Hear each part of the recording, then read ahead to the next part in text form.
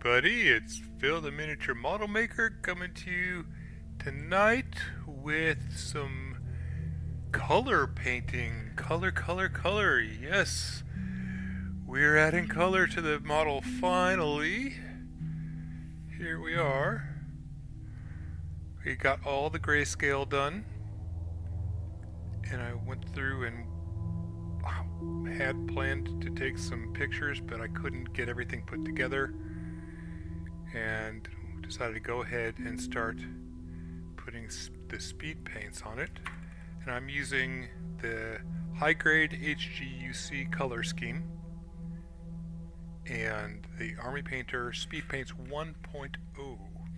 Want to specify 1.0 because they work differently and behave differently and cause different issues than the 2.0 speed paints. So my particular challenge with this is that they bleed and reactivate, and I'm a messy painter.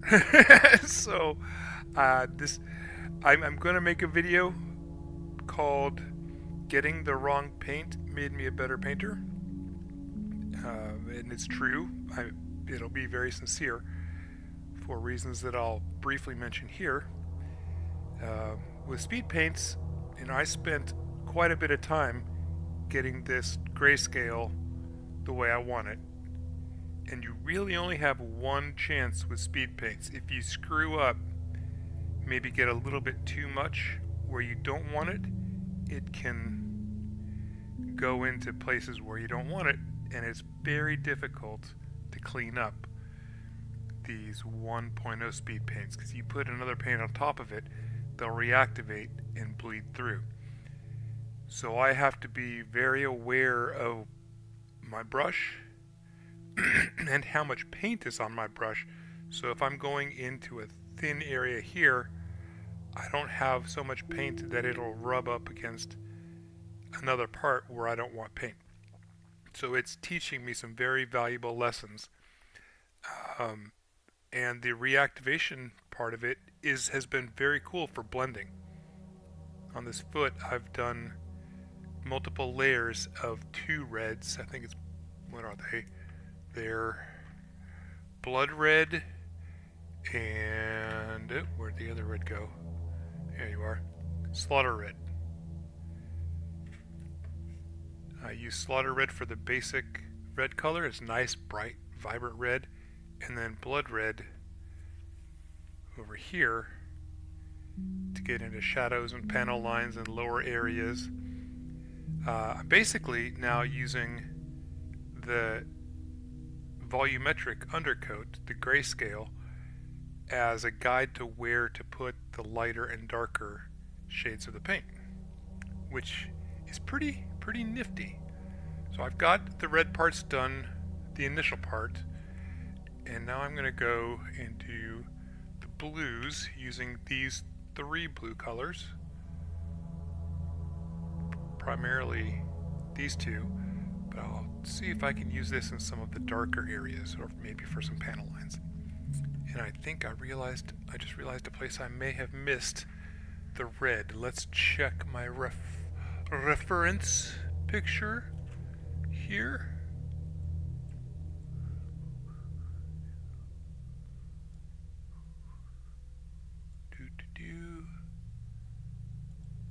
Yes, this area down in here also has red. So we're going to go use this carefully.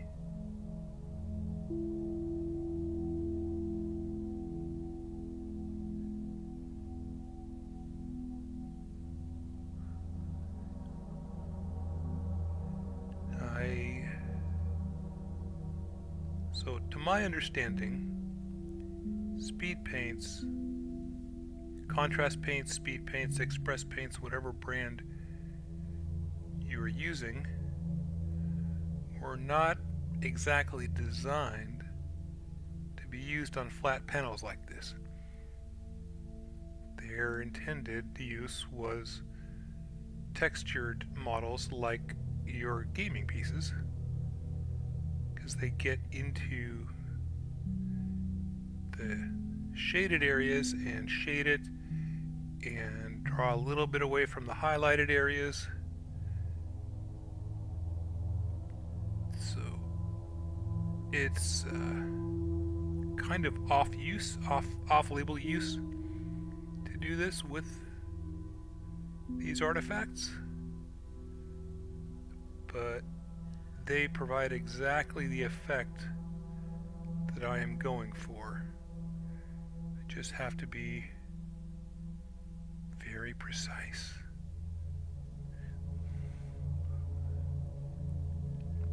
Careful.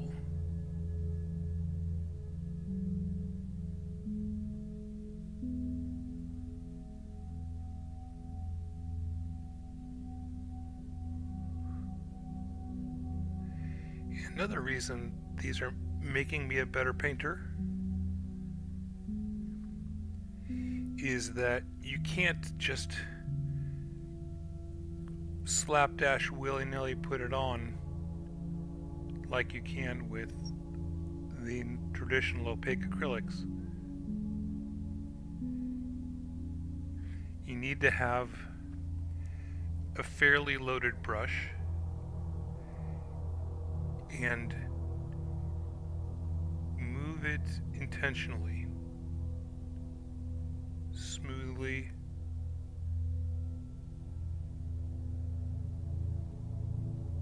If you know anybody who watched me brush painting the Tau with the normal, the normal / traditional acrylics, see I paint very differently.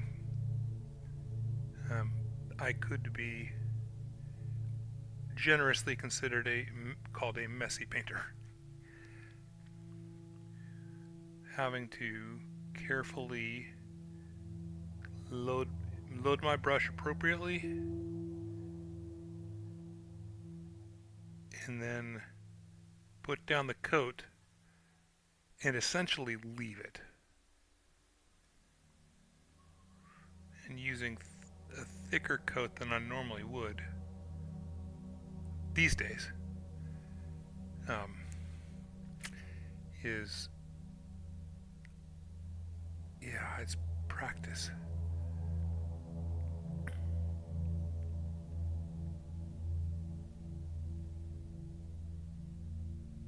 That being said, these behave a lot like the paints I used to use, the crappy, in some ways, the junky craft paint I got from the store back in the day. The consistency is kind of the same. You know, I'm more pushing the paint along than doing very careful, intentional small strokes. I have to do bigger strokes and guide the paint as much as place the paint, if that makes sense.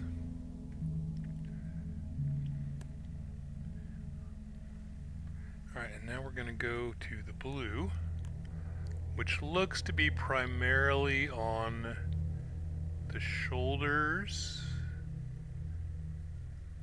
and part of the chest, but we're going to let the paints on the model dry.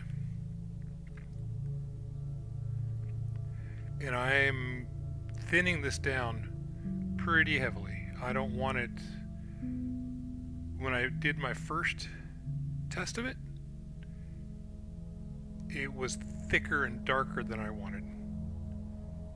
You know, looking at the art on the box cover,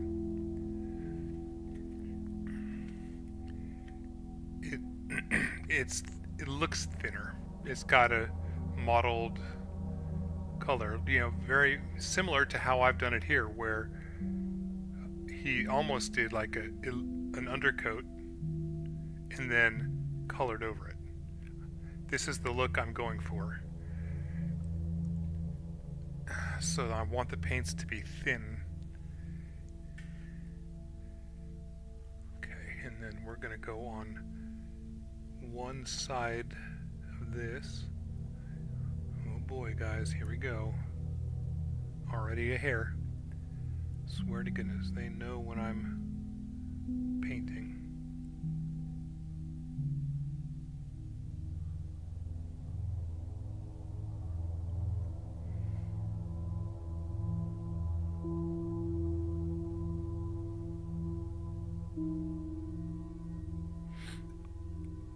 This is vibrant. Wow.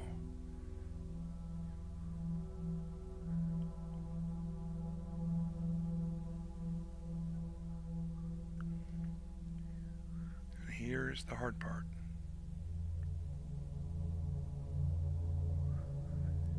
Guiding the paint along this tiny little edge, but not getting it onto the other parts.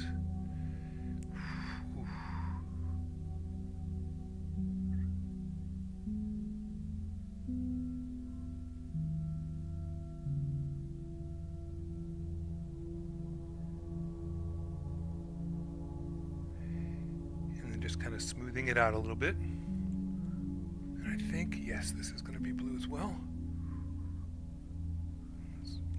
Some more.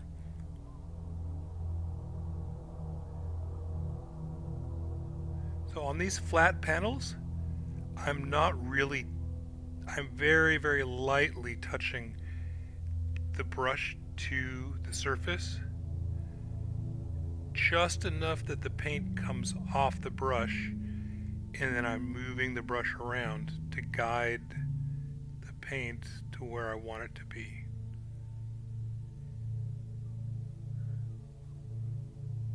Soaking up a bit of excess here. Heh, excess, EXS, I get it.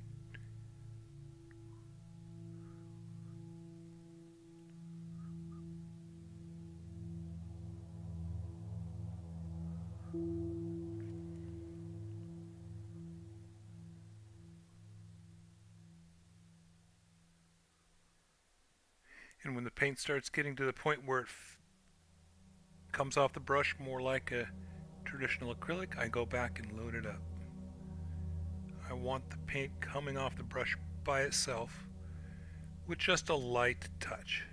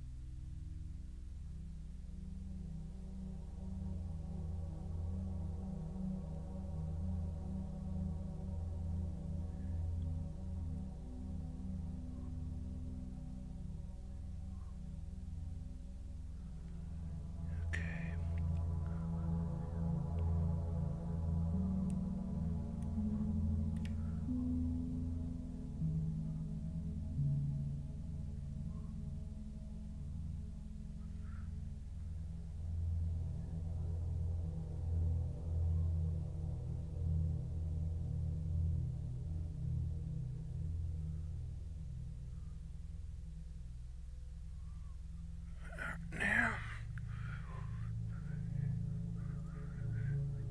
let's pull this back over here. I need to make sure I'm staying in frame.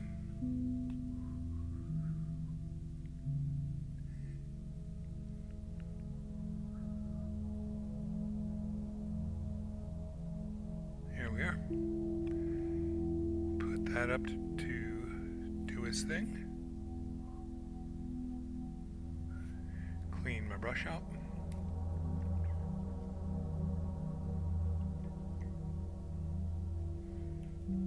And I've found with these speed paints, it's especially important to keep your brush clean. Like if you're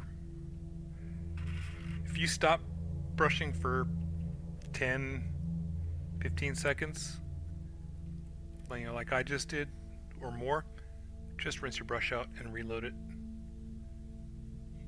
You don't want the paint getting tacky.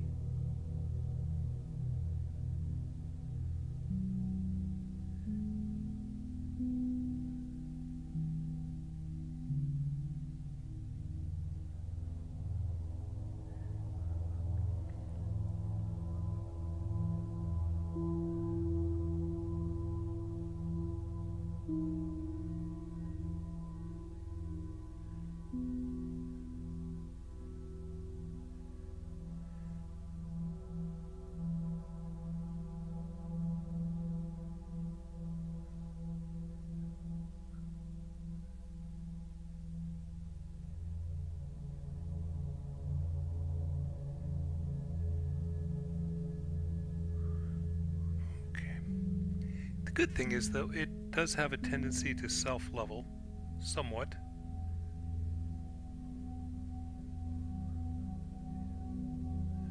So you can kind of spread it around like cake icing, and it'll even itself out to a degree. I haven't used lacquers and whatnot, but it looks a lot like what I've seen from people who are using lacquers. Okay, I really loaded the brush up here because we've got a big area, and I gotta be careful. That red, oh, I almost got it.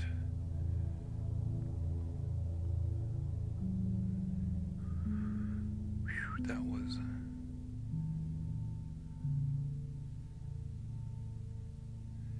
close. Soak up a bit of the excess.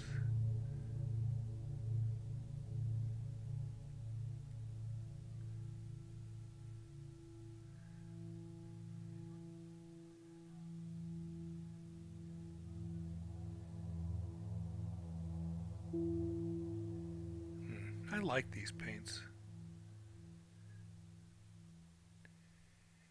You know, people poo-poo speed paints since they were originally put out on the market to speed paints, contrast paints. Again, I'm going to use speed paint because for the longest time that was the more generic term that I heard people use, even though I'm currently using the branded named speed paint.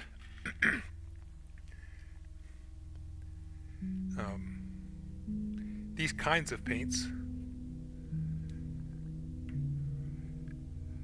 were touted to be a one-stop shop, one coat and you're done.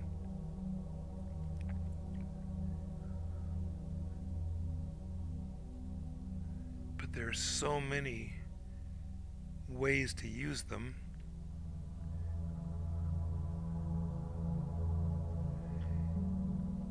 And like any... Okay, hold on, I gotta be quiet and concentrate here. I'm near the head and I don't want to screw that up.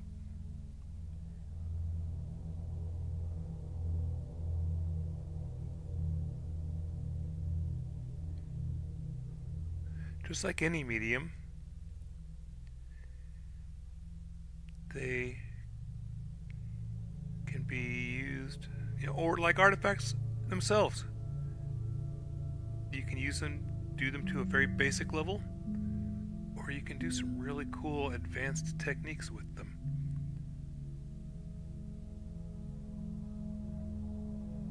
Personally, I just like the way they look and flow off the brush.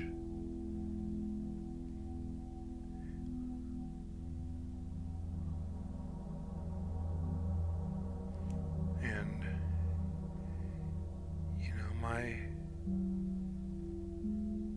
some of my biggest art inspirations are black and white photography and impressionist painting. And this kind of suits both. Kind of gets both. Okay, now is this?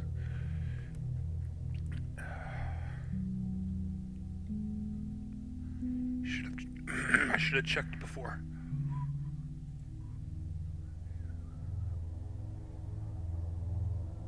All right, that blue does look like it's going down. Yes, it is. Okay.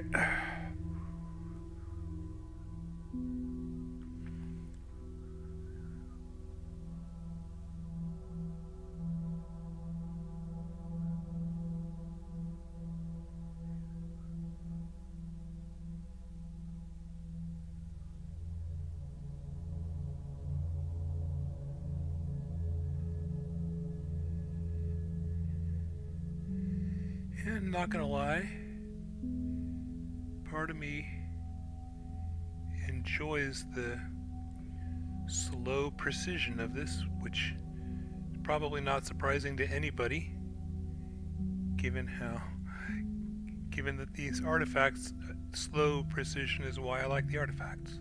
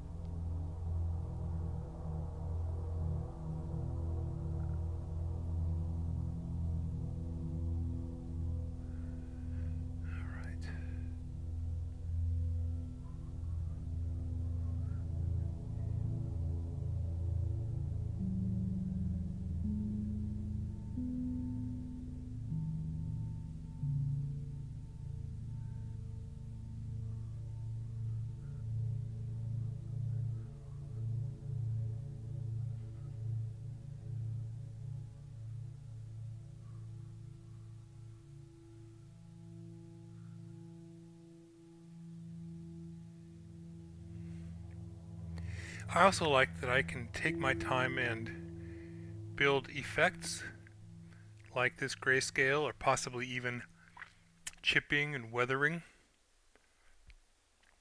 and then just put color over it. I enjoy that.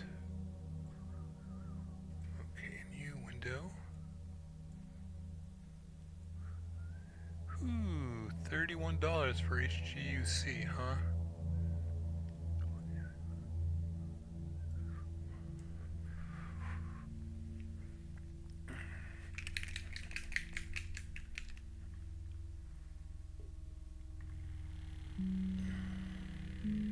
I probably don't need to do this, but just because I set it down, I'm gonna go ahead and hit it with the vortexer as well.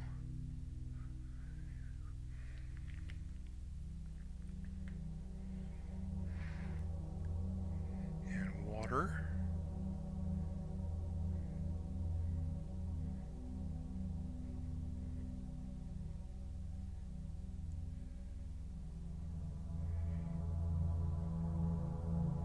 Now the set came with speed paint medium, and I will definitely use that. But I think there are better projects to do that with.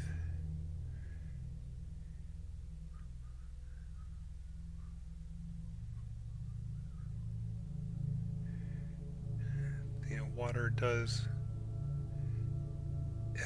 at a point break down acrylic paint.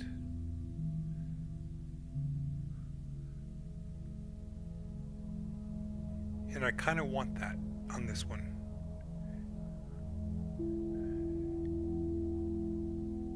I don't want the very highly pigmented, super smooth coat color that you can get. I want that splotchy uneven. So I'm hoping that the water will help.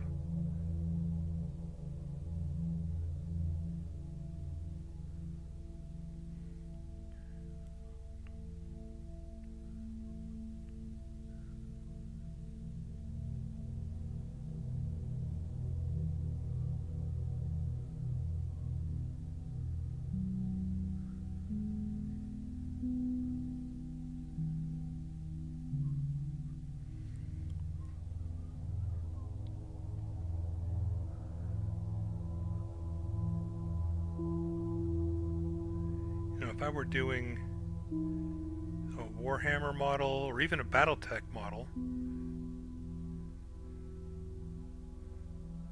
or one of these artifacts to a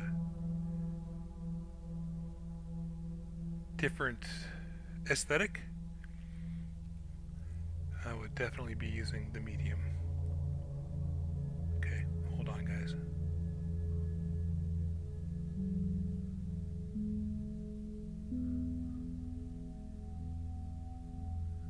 Okay, we're safe.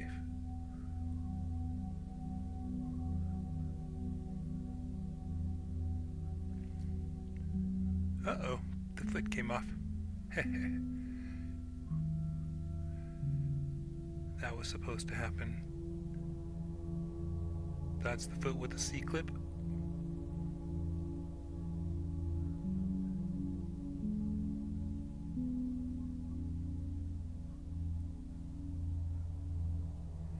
Now what I have to be careful of is getting it on my finger and then touching somewhere else I don't want blue.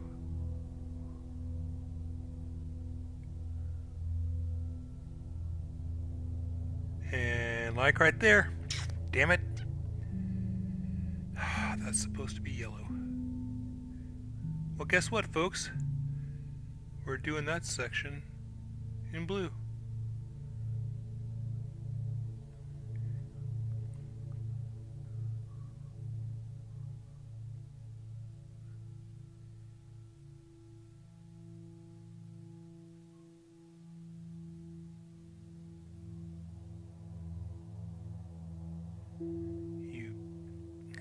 I stopped concentrating for just a moment, and the brush went blurp right over that.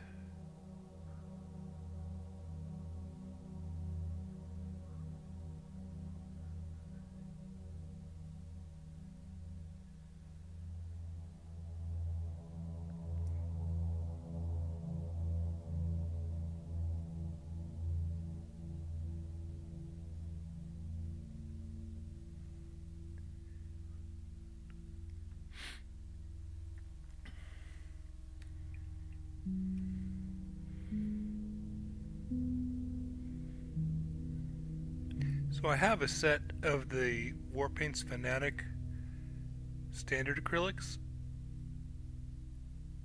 and that are similar colors to this.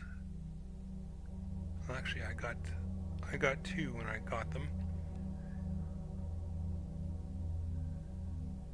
and one thing I'm really liking about this blue color, the red one too, but especially this blue is it's so vibrant. It really is matching that primary blue color that I see on the box art and on the models as well.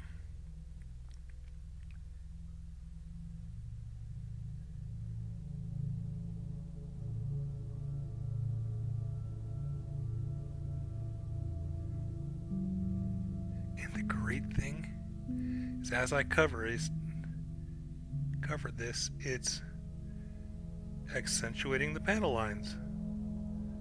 Woo! So that scribing was not in vain. Not at all.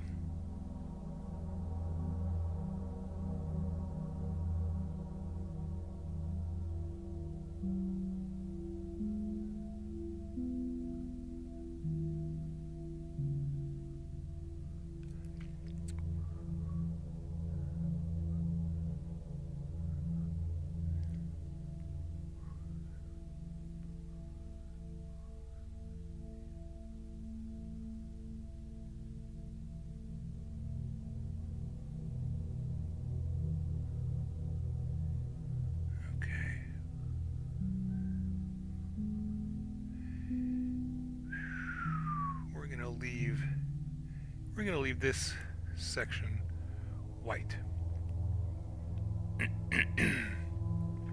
And the paint bled into this area. Well, not bled, it seeped. So we'll go ahead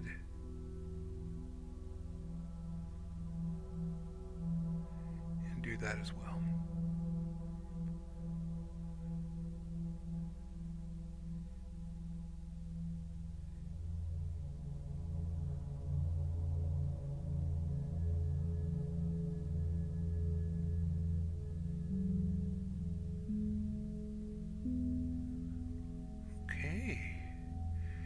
That's pretty. Anything else? Nope. Well, on the arms? Oh, huh? Wait, what?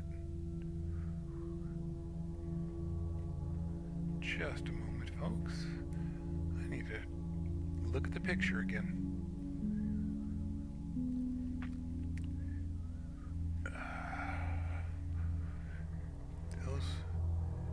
Things around the arm. Do we have them here?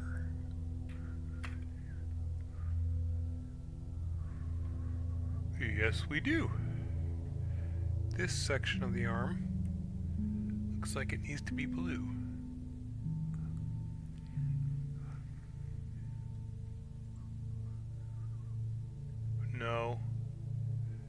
No, it doesn't. I was wrong. That's just a part somewhere else. Okay. Phew.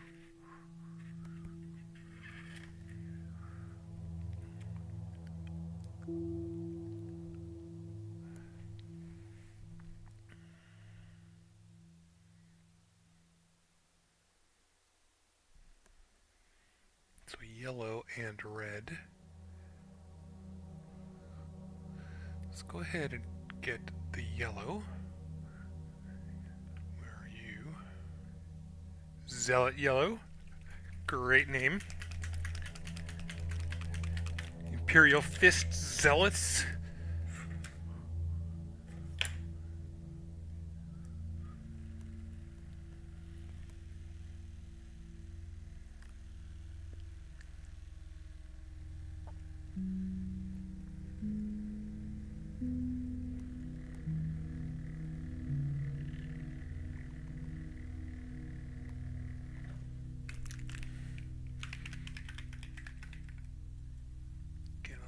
There we go. A little more clear picture of the torso.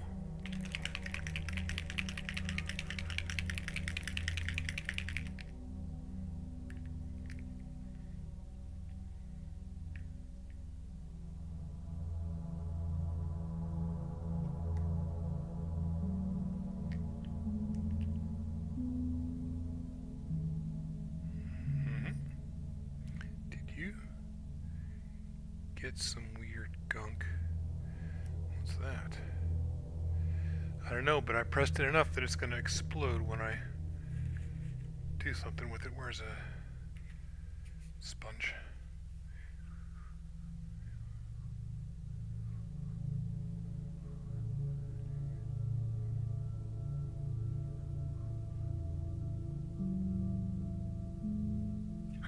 Yep.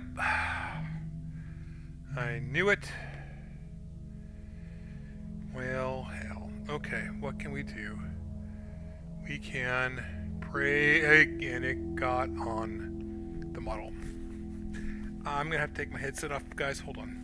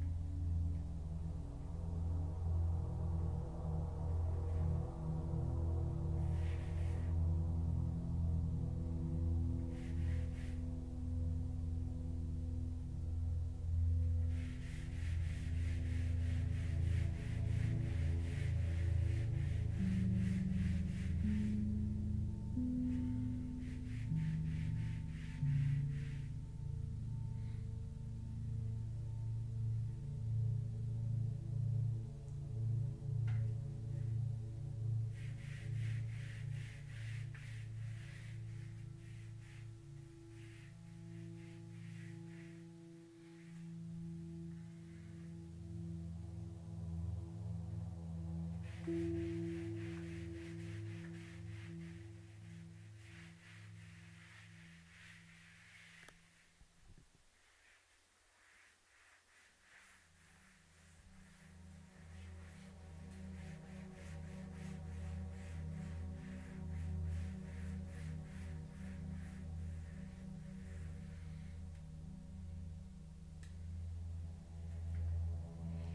folks, I'll be back in just a minute or two.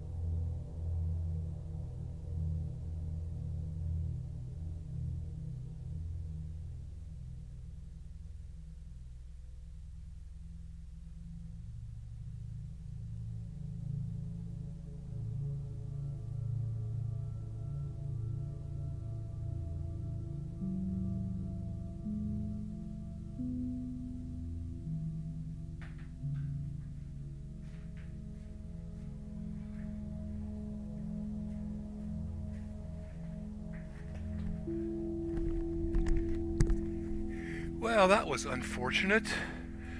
An unfortunate thing to catch on camera, too. Had I been smart, I would have taken a paperclip or something and cleaned that plug out instead of trying to just squeeze it out onto that sponge. This is why we keep a thing of LA's Totally Awesome around. I'm so glad I got some yesterday, because it's fantastic for cleaning up hobby desks when you spill paint on them, and your floor, which I think I just found another spot, and your wall, which I got, and this stuff got everywhere, folks. No joke. It sprayed a good 4 feet.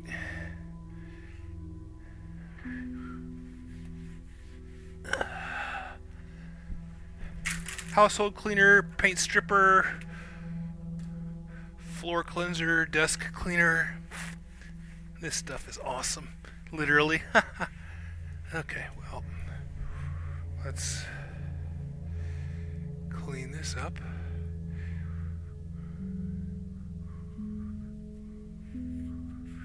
And I am a zealot now. That's an Imperial Fist.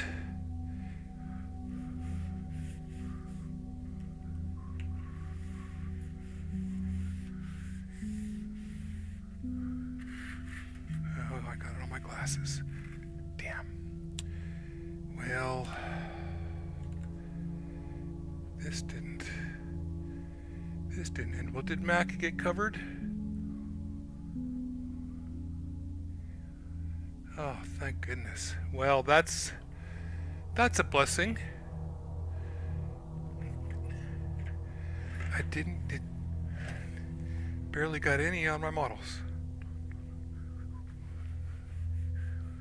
And this is my workbench desk slash. I don't have to be too upset if it gets on that. There we are. Okay. Put our glasses over here. Oh, I got it all over my monitor. Oh no, that's a bigger problem. I'm such a fool. I'm such such a fool. Yeah, and it was warm, so it's dried already.